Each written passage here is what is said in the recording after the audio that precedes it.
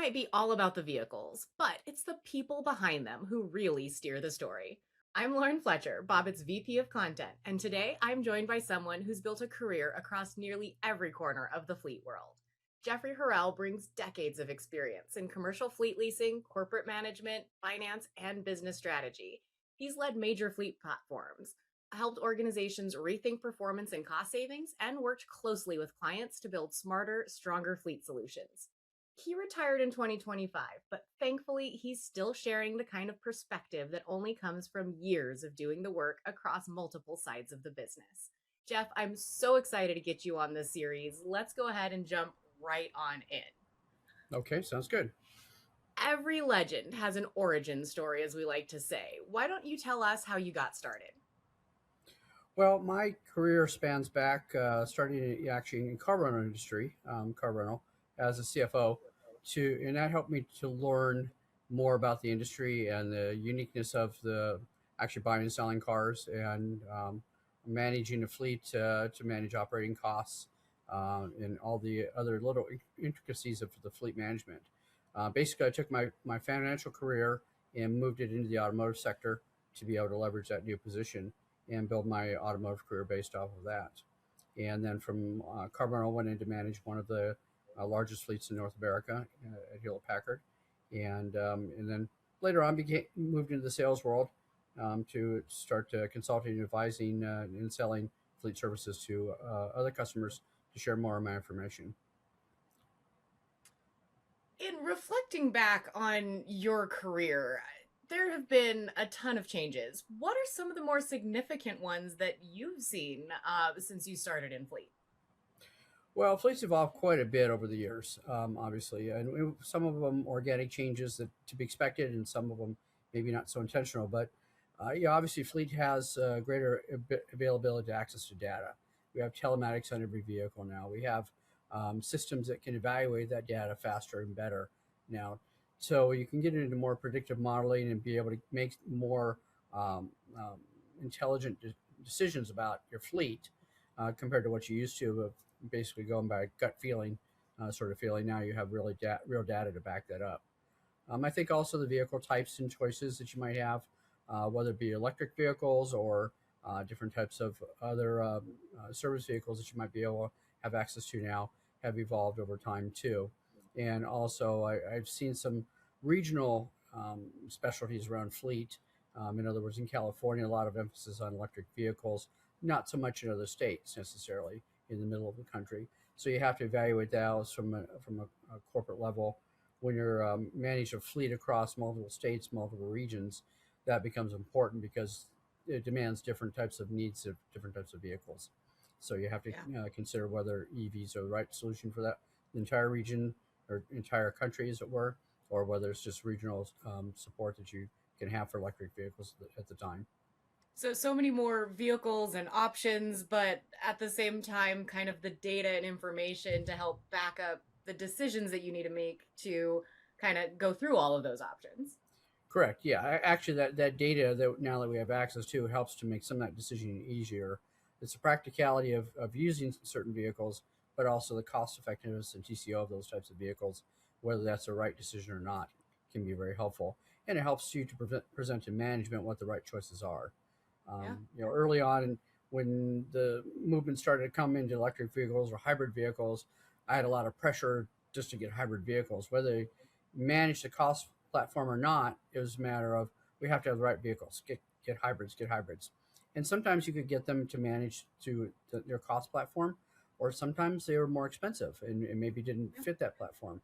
But you made changes to try to accommodate that to see if you can meet all the demanding needs of your fleet, whether it's different types of vehicles or whether it's cost performance or whether it's employee performance as well too. Creating a better day for the legends of the road with the non-slip van floors, protective interior liners, and full range of work van accessories. Trusted by major OEMs and fleets all across North America and Europe. So, I mean, we both know experience is not something that comes easy. I'd love to get into some of the takeaways that have really stuck with you over the years. What are some of the most important lessons that you've learned in fleet management that you really feel are crucial for new fleet managers to understand? Well, I think in fleet, if you're going to in to manage a fleet, whether large or small, you have to really understand the organization and why they have the fleet in the first place. Start Yeah. with that. Go back to the basics. And my organization, I was given a budget to manage to, and it was a total budget. And my first thought came to be, well, what if the company grows, which we expect a company to grow, right? I mean, that's the Yeah. Hopefully. objective. Yeah, right, and you have that budget of certain millions of dollars to spend each year on fleet. How do you manage to put that into a growing fleet and still spend only that amount of money? Well, one's got to be cost savings potentially, but you have to maybe change the management discussion around cost. So I looked at fleet differently around differently around a cost per car number and educating management on the cost per car. So regardless of whether the fleet was 10,000 cars or 5,000 cars or 200 cars, cost per car really becomes the right dynamic to look at, so that if the fleet grew, they'd understand why it grew, and if the budget happened to grow, understanding where the cost per cars went down or up is really important to support that argument to say, well, we're spending more money, but we actually have a lower cost per car. Therefore, we're growing smartly, and the cost per car is actually saving us money rather than um, um, cost us more money. But also, too, within that organization, you have to look at what that culture is like for vehicles and why they have the vehicle. So, um, my important aspect they looked at first was the fleet policy. Fleet policy drives all the behavior in management decisioning, employees, and how we use the cars, how we don't use cars, whether we need cars or not. But look at that policy and make sure that that really reflects what the ultimate goal of the fleet is. So that's extremely important. That's, as far as I'm concerned, the foundation of the fleet becomes should be built into the fleet policy. And if you have the wrong fleet policy, you're going to have the wrong dynamics. You're going to have more costs, maybe not the right cars, maybe low employee satisfaction, low management satisfaction, and just not getting the job done properly. And that can come in cycling procedures, that can come in types of cars, that can come in looking at EVs or non-EVs, all the sorts of dynamics of a fleet. The fleet policy really kind of encompasses all of that. Those were two fantastic pieces of advice. I really hope people are taking notes or rewinding and going back to the beginning and starting to take notes. That was fantastic. The next one I've got for you, it's one of my favorites. We're going to hop into a little virtual time machine for a second. If you could go back in time, what's one thing you wish you had known when you first started out? Well, which I would know how. I think it's really how much and how enjoyable the fleet business would be. The fleet management really encompasses a lot of different characteristics that provide some good challenges in a career. It's financial, it's organizational, it's people management skills, it's vendor management and understanding the industry, networking. There's a lot of aspects to fleet that really make you successful in fleet, and all of those building a well-rounded career really engaged in a lot of those different things, as well as getting into the data too. I love data. I love to make decisions based on data, and all those sorts of things. Figuring out how much data you can really derive by a vehicle on the road is actually pretty amazing nowadays, especially. So for me, it was really something I can sink my teeth into and really engage in. But I think the whole fleet environment, a lot of good people within the industry as well, really has made it really enjoyable for me. But the good foundation of having the right skill sets. Obviously NAFA's CAFM, the Certified Automotive Fleet Management Program, Yeah. covers a lot of those aspects for people to learn certain skill sets to be successful. And while I had a lot of that background, I still went and took the exam to become certified, just for my own edification, to know that I know what I need to know, but also to look at what the industry expected people to know too. And it was really informative that way to see how well equipped I was or was not at the time. And it was a very good experience going through that with other folks too, to see their experiences with the studying for the program and passing and having success in the program too, and seeing how they evolve with utilizing a lot of the skill set too. So I think the industry is a very good industry. Some people fall into fleet, some people target fleet. I guess I kind of fell into it, but I targeted it a little bit, targeted the industry and looked at fleet financial management. But fleet is far more encompassing than just simply financial management, which I really enjoyed that transition to look at it from that respect. So fleet is a very, I would tell my kids nowadays, fleet's a very viable career choice. It's not something that you Absolutely. don't want to head into. It's something you embrace and get into. And right now, one of my sons is actually in fleet now, Oh, that's amazing. Oh, I love that. and my other son is also in the automotive industry at the dealership level. So they're both kind of falling into that groove, as it were. But I'm able to share information with them now, and we're able to talk about business a lot more. Even though I'm retired, I still talk business with them. So it's been That's very, fantastic. very Oh, I nice. love that so much. Yeah. So, from that time that you've spent, are there any kind of more rookie mistakes that you see new fleet managers making, or that maybe you made, that you think they should kind of steer clear of based on the lessons you've learned? Well, I look at fleet management as being not so much a fleet manager, but a leader within an organization. And I think if you just look at yourself as a manager and just managing the day to day, and not really driving to any success points or looking at any metrics to try to drive that, you're going to lose the argument on fleet very quickly that way. Fleet management is really about leadership within the organization and supporting the organization what they're doing, but also being a leader in that segment of the organization to show them how this fleet's important to them or not. That could be an option too. But also, being that subject matter expert to the organization to show them how to do better integrating fleet within how their organization operates. Whether it's a fleet as a tool, fleet as a what we used to call perk, or which is not as common anymore. But when a fleet vehicle is a tool, you have to look at how that tool is being used within the company, and if that company has the right tool, and what's the right cost performance of that tool, and what's the right for employee engagement, of course, too, because a lot of fleet can be also be employee retention too. Yeah. So there's a lot of things you got to look at, not just look at, oh, I've got this fleet and I got to manage it from day to day. It's not just pushing paperwork around. It's really getting engaged in the fleet and being a fleet leader, not just a fleet manager. That leads really well to the next question that I've got for you. I mean, fleet is a balance of managing people and processes and tech, and you've really seen it evolve. Thinking about what's worked well, what practices or innovations have you found to be the most effective in managing a successful fleet? Well, I'll go back to that same comment about the fleet policy. That is the first thing to manage a successful fleet. If that policy does not exist, or is too complex or too simplified, that's going to drive bad behavior around the company. Whether that's bad behavior in management, bad decision management, or bad behavior in employee usage of the vehicles, a lot of those things can drive to the performance of the fleet. And you want to make sure you have clear and concise guidelines around how the fleet's to be used, and that's so important for consistency and for fairness of everybody involved too. But also too, beyond the fleet policy, driving to the proper metrics of the fleet. That's essential in fleet. So looking at all of your looking at your TCO important most importantly, but also looking at other metrics of the operating costs and breaking down those pieces to see what's really um, ways to drive out savings. That was so important. And when I was looking at our fleet policy, looking at our fleet expenses and our line items and so forth, I started to see correlation between this policy um, um, really creates limitations here, or this policy creates some behavior here that is not right to drive for fleet cost performance.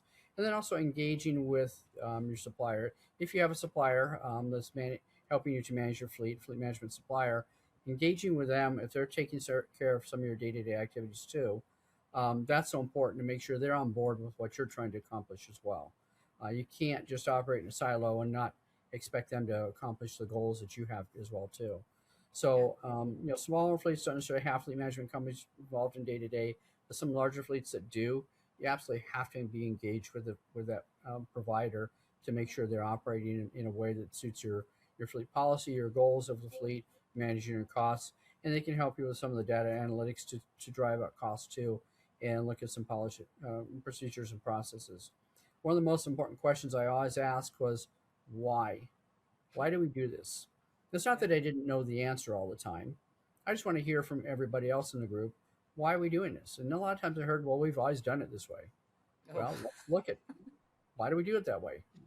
What guides us to bring us to that point to where we always do it that way, and how should we maybe look at it differently?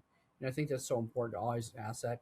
Even if you've asked a question 2 years ago and you've changed your procedures or policies around that, ask again and see how it's working. And Yeah. make sure everyone's on the same page and make sure everyone has the same understanding of why you operate the fleet the way you do.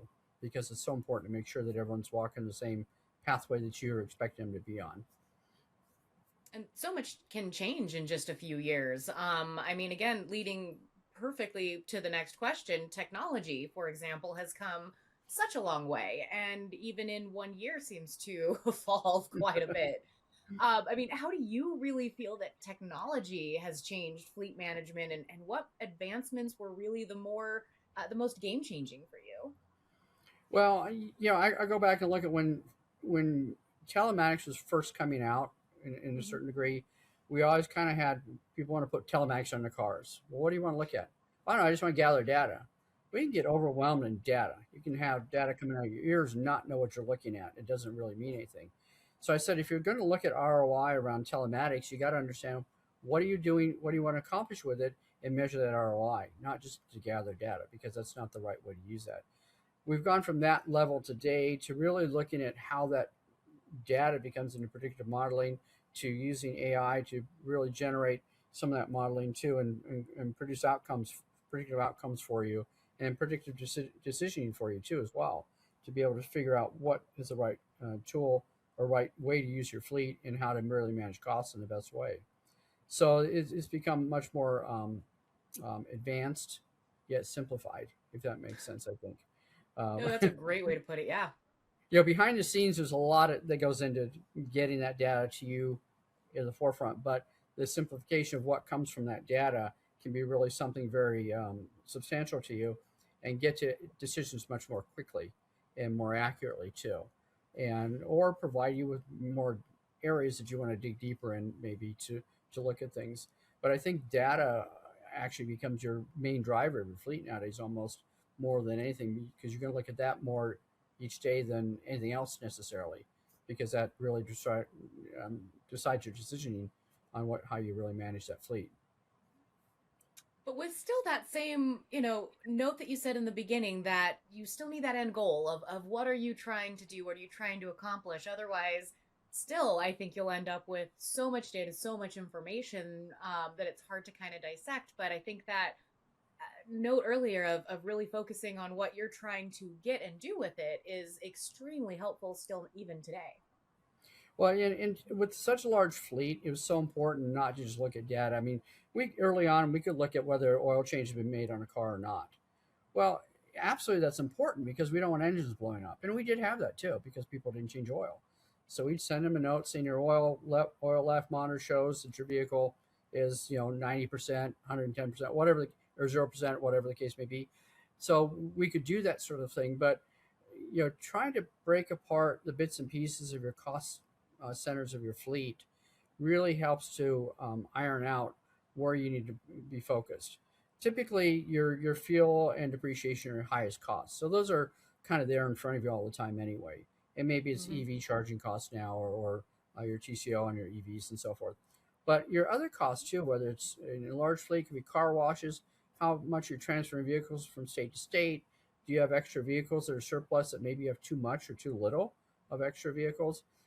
All these types of different things that become kind of out there a little bit, that doesn't really seem like it affects your day to day. It does affect your cost.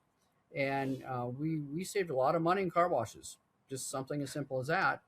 But we also saved a lot of money in how we cycled fleet too, and how we bought fleet, and what types of cars we got for our people. We sometimes put incentives on smaller cars to get people to learn to like smaller cars, and all these different things that you can do. And then you look at the metrics around how well that performed for you.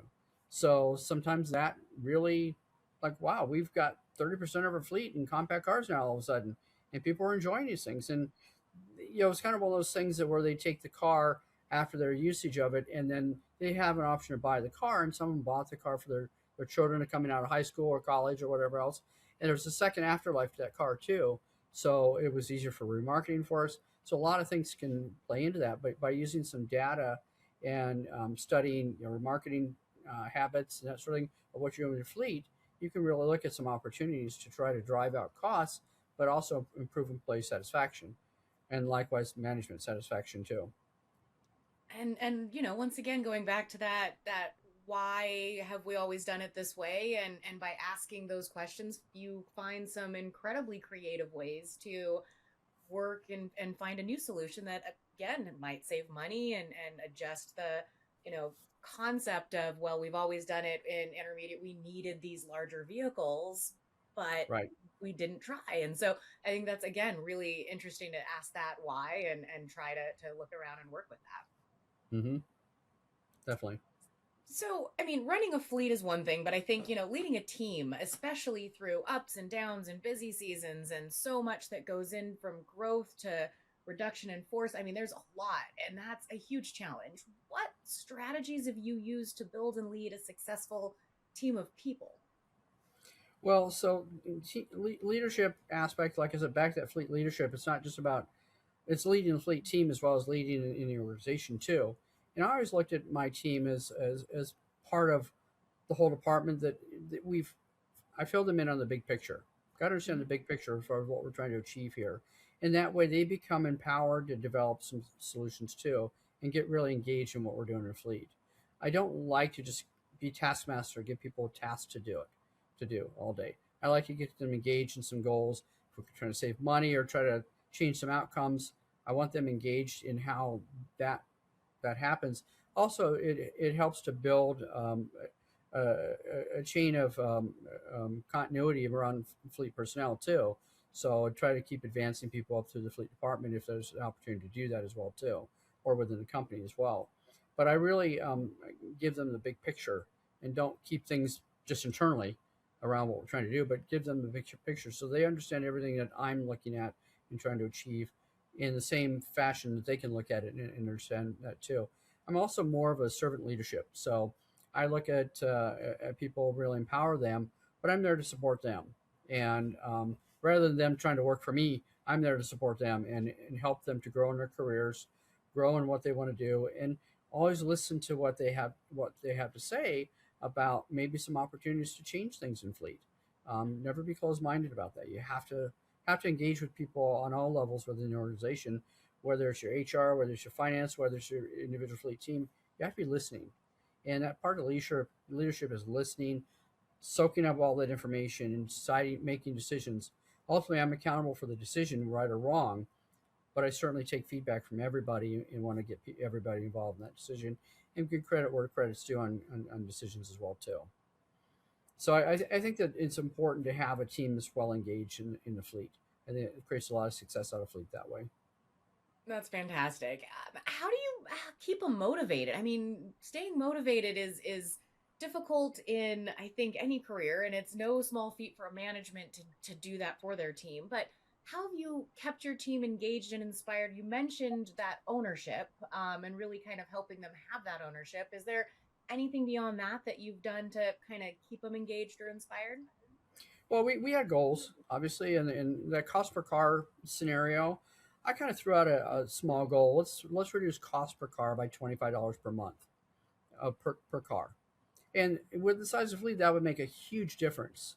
Yeah. So they got engaged in it. Well, let's try it for $25 a month, just a small goal, very manageable, very obtainable.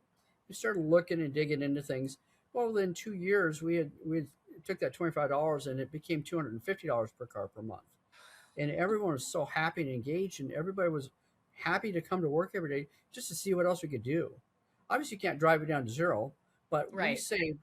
we cut costs so significantly, 35-40% on the fleet, that everyone was so happy and engaged on that. And in vibrant discussions between the fleet team, between um, our fleet management provider, took some of these things that they learned as best practices for them to share with other fleets too. So they were engaged in as well. So everybody was engaged and happy to get together and talk, and it was all open discussion. So there was no one that was feeling left out. We listened to every open idea and had a lot of open discussion about it, and we implemented a lot of those different ideas that came out of that discussion. And whether it was from the fleet management provider or from my team, or other folks within the organization too. So when I had to meet with HR, I had certain people from fleet team there involved with that.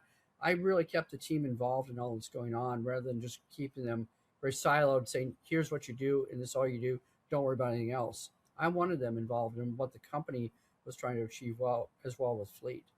And I went through that exercise almost every year. Why do we have fleet?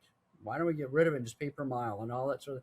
So again, exercise around that sometimes becomes a little tedious doing it every year, but the team saving the way they did, we really actually proved to the company why you should have a fleet and not. Because as a big company, you should be able to buy a car much cheaper than your employees could buy cars, and you should be able to operate them much cheaper. If you can't, you're doing it wrong. So that was a primary premise. So if you want to transfer the cost on your employees and have employee dissatisfaction, you can do that, or we can run a well-maintained and operated fleet that gives us uptime and manage costs appropriately, and does it with a limited resources too. So there's those types of engagement that we had through the fleet team, and like I said, they were all engaged in all the different parts of the fleet as we progressed through the progress of improving and enhancing the fleet, and it was really enjoyable. Everybody enjoyed getting together in these meetings. It was all virtual work too, which was the other challenge. We weren't all in the same office. I, given the job, I told her work from home. It was back in the day when a lot of people didn't work from home. And it's like, sure, okay. I expect, okay, when are you going to send me the files? So I got nothing. It's like, here's the phone number of your team. Here's the phone number of your fleet management provider. Go do it. And so I had to really build a lot of trust and build a lot of faith in the team that I wasn't going to burn them or anything, but also that I was going to be the resource for them and utilize my knowledge to help them be better at doing what they're doing and help everyone succeed in what we're trying to do. So it really became a good cohesive team environment. So we're going to jump back in that virtual time machine for just a second.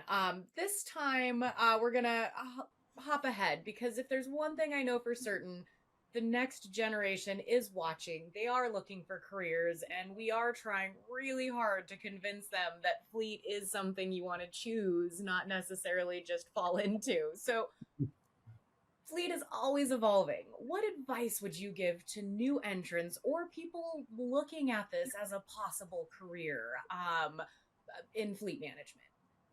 Well, I think what you just said is something engaging there. Fleet is always evolving.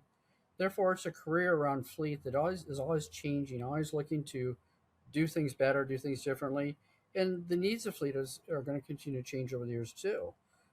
We have better technology and use of AI. Don't fear AI, embrace it. Be networking with other fleet individuals and seek out those that are more experienced in fleet, obviously, to talk to them to get their perspective on things too.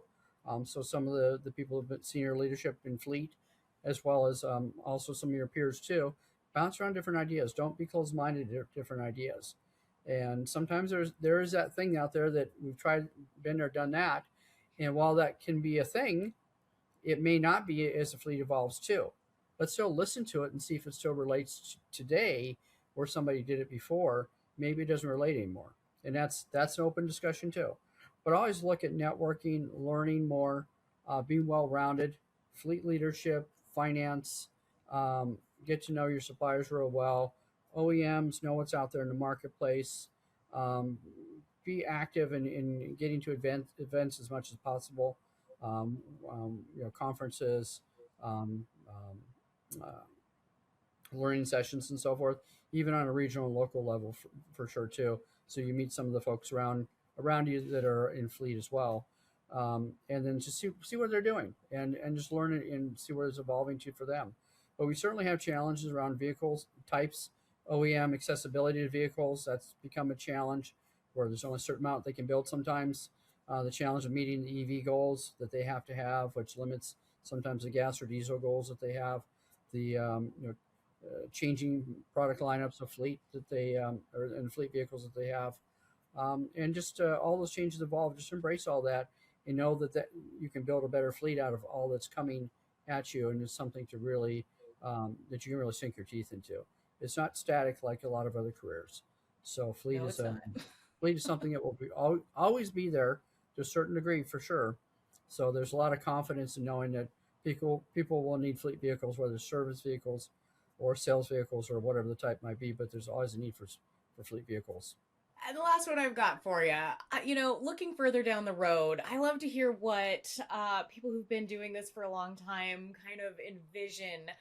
What trends or challenges do you kind of foresee in the future coming down the next few years in the pipeline? And how do you think some of our even veteran fleet managers should be preparing for them?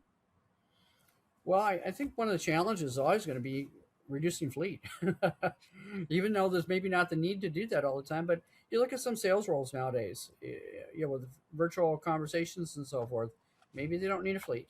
Maybe they're traveling more by plane too. Maybe they're doing stuff of that sort. But remote work has kind of changed the dynamic as well too for fleet.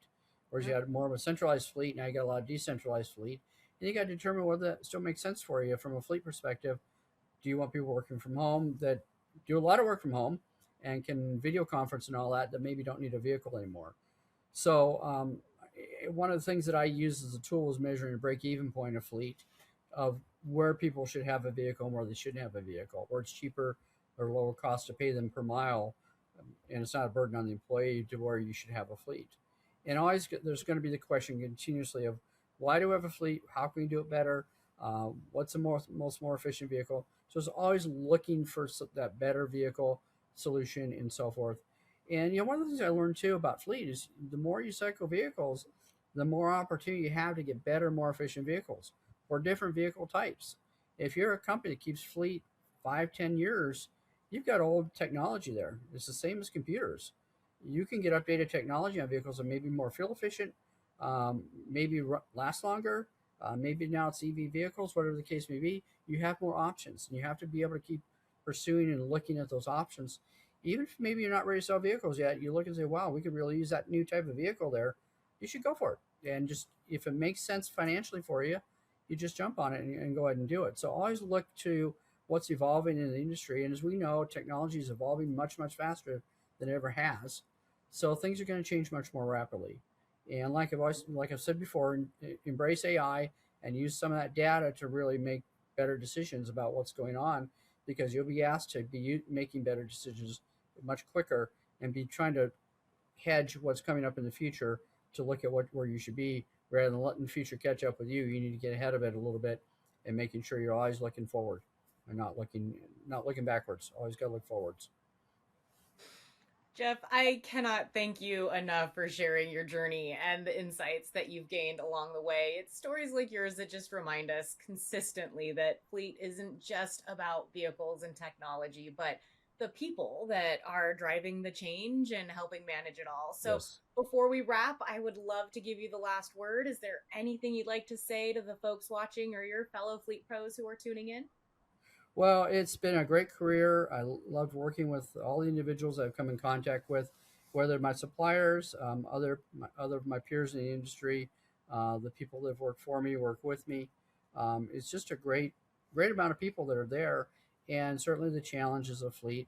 If you have a passion for automobiles, that's certainly a big part of it too, because you always want to learn more about newest, latest, greatest cars coming out and the latest, greatest technology. But always be open-minded and embrace the career.